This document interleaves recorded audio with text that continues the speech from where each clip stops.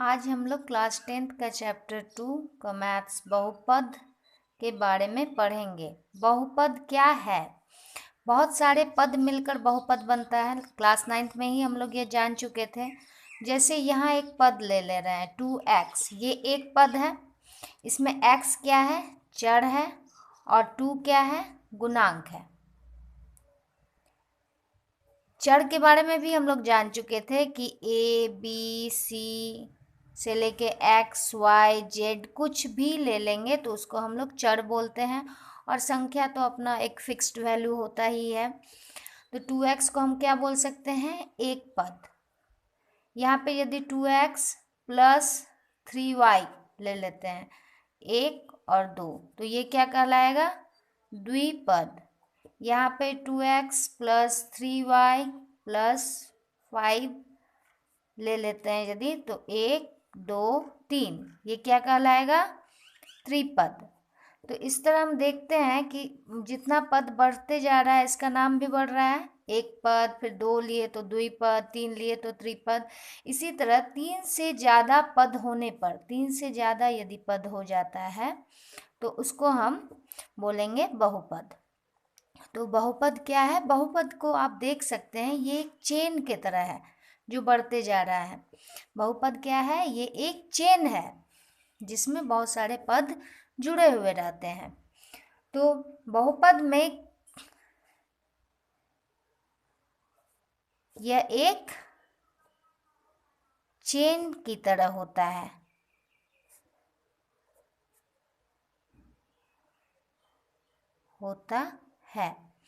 जिसका घात हमेशा पूर्ण संख्या होना चाहिए।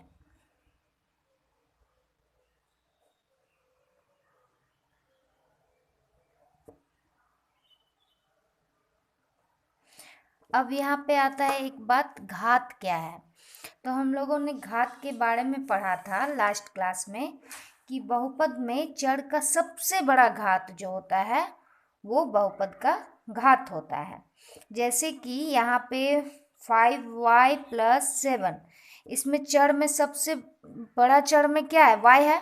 y से ज़्यादा तो कोई चर नहीं है यहाँ पे, तो इसका घात क्या है? 1, तो इसका घात 1 कहलाएगा। जैसे x³ plus 4x² plus 5x plus 9, ये एक बहुपद है। इसमें से देखिए x चर में है ये बहुपद, x पर सबसे ज़्यादा पावर क्या है? 3 है। तो सबसे ज़्यादा पावर या घात जो भी बोलिए 3 है, इसलिए इसका घात क्या कहलाएगा? 3 कहलाएगा। तो यहाँ पर बोला गया है कि बहुपद यह एक चेन की तरह होता है जिसका घात हमेशा पूर्ण संख्या होना चाहिए। पूर्ण संख्या मतलब कि 0 ले सकते हैं, 1 ले सकते हैं, 2 3 4 कुछ भी ले सकते हैं। तो क्या नहीं ले सकते हैं? माइनस में पावर नहीं ले सकते हैं हम, माइनस पावर कभी नहीं होगा। या फिर बट्टे में पावर नहीं होगा। तो जैसे x का पावर -2, तो ये बहुपद नहीं होगा। यदि रूट के अंदर x, ये बहुपद नहीं होगा। x का पावर 3/4, इस टाइप का कुछ यदि आता है तो ये बहुपद नहीं होगा। तो आखिर बहुपद होगा क्या? बहुपद इसको कह सकते हैं कि 5x प्लस 7, इसका घात 1 है, तो ये बहुपद होगा। फिर हो गया आपका x² प्लस 3x प्लस 5, ये इसका घात 2 है, इसका घात हो गया 1, इसका घात हो गया 2। x³ plus 5x² plus 3x plus 9, इसका घात हो गया 3। तो यहाँ पे घात 1 है तो ये एक बहुपद हो गया, 2 है तो बहुपद हो गया, 3 है तो बहुपद हो गया। यदि माइनस में रहता या फिर बट्टे में रहता घात, तो वो बहुपद नहीं होता। तो घात 1 वाले बहुपद को हमेशा हम लोग रैखिक बहुपद कहते हैं। घात 2 वाले बहुपद को हम लोग द्विघाती बहुपद कहते हैं।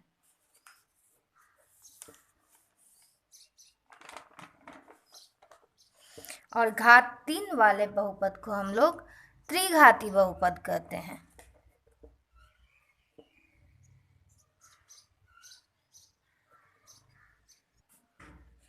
लास्ट क्लास में हम लोगों ने बहुपद के शून्यक के बारे में भी पढ़ा था। बहुपद के शून्यक के बारे में हम लोगों ने जाना था। जैसे कि कोई बहुपद ले लेते हैं, P X equal to X square minus 8x minus 20। तो यहाँ पर x का मान यदि हम -2 बैठाते हैं तो देखिए यहाँ पे क्या हो रहा है, p -2 बैठा दिए, x के जगह पे -2 का स्क्वायर -8, फिर x के जगह पे -2 -20 equal to 4 minus minus plus 16 -20। तो 20 -20 देख रहे हैं शून्य हो रहा है, 0 हो रहा है। इसलिए -2 जो है वो px का एक शून्यक होगा।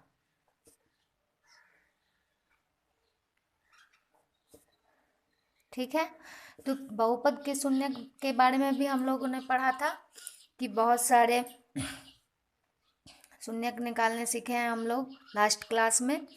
तो यहाँ पे हम लोग शून्यकों का ज्यामितीय अर्थ समझेंगे। बहुपद के शून्यकों को कैसे हम लोग ज्यामितीय रूप से निरूपित कर सकते हैं उसके बारे में पढ़ेंगे। तो यहाँ पर शून्यक का परिभाषा क्या लिख सकते हैं कि एक वास्तविक संख्या, वो चाहे परिमेय हो या अपरिमेय हो, कोई भी संख्या आप ले लीजिए। यदि a है, कोई भी संख्या ये a है, a के रूप में निरूपित कर रहे हैं, इसको px का शून्यक कहेंगे। कब कहेंगे? शून्यक कहलाएगा या कहलाता है यदि इस a को x के जगह पे लिखने पे उसका मान क्या हो जाए? शून्य हो जाए। तो इस वास्तविक संख्या a को हम बोलेंगे कि ये px का शून्यक है। जैसे कि हम लोगों ने आगे देखा कि -2 को जब px की जगह पे बैठा रहे हैं तो इसका मान क्या आ रहा है? शून्य आ रहा है। तो इसलिए हम क्या बोल रहे थे कि -2 जो है px का एक शून्यक है। उसी तरह a कोई भी मान हो सकता है वास्तविक संख्या, जो px में बैठाए जाने के बाद देखते हैं कि नहीं, इसका वैल्यू जो है 0 आ गया, इसलिए ये एक क्या हो गया? शून्यक हो गया। तो शून्यक का अब हम लोग ज्यामितीय निरूपण करना भी सीखेंगे। आलेख के रूप में कैसे शून्यक को हम जानेंगे। तो ये बहुत सिंपल सा है कि एक्सरसाइज 2.1 में दिया हुआ है आप लोग का। जैसे ये एक आलेख खींच रहे हैं जिसमें ये x एक्सिस है, ये x डैश, ये y डैश। तो ये जैसे एक रेखा गया, तो ये रेखा x अक्ष को कहीं पे भी नहीं काटती है, देखिए। तो इसका शून्यक क्या हो गया? 0। उसी तरह यहाँ पे देखिए, जैसे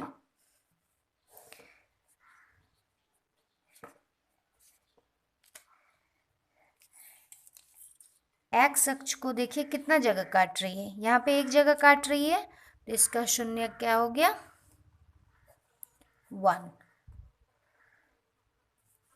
फिर एक देख लेते हैं ग्राफ हम लोग, x डैश, y डैश। यहाँ पे जैसे इस तरह x अक्ष को 1 2 3 जगह काटी, इसलिए इसका शून्यक क्या हो गया? 3। अब आप लोग ये सवाल का शून्यक बताइए कि इसका शून्यक क्या होना चाहिए। क्योंकि ये देखिए कितने जगह पे x अक्ष को काट रही है, इसका शून्यक क्या होना चाहिए? ये x अक्ष को कितने जगह पर काट रही है, इसका शून्यक क्या होना चाहिए, और इसका शून्यक क्या होना चाहिए, ये आप लोग को बताना है।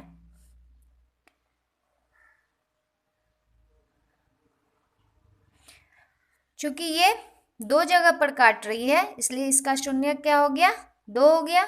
ये 4 जगह पे काट रही है, 1 2 3 4, तो इसका शून्यक हो गया 4। ये एक जगह पर काट रही है, इसलिए इसका शून्यक हो गया 1।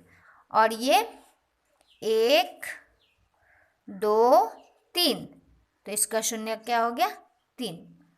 आज बस इतना ही। नेक्स्ट क्लास हम लोग आगे और चर्चा करेंगे।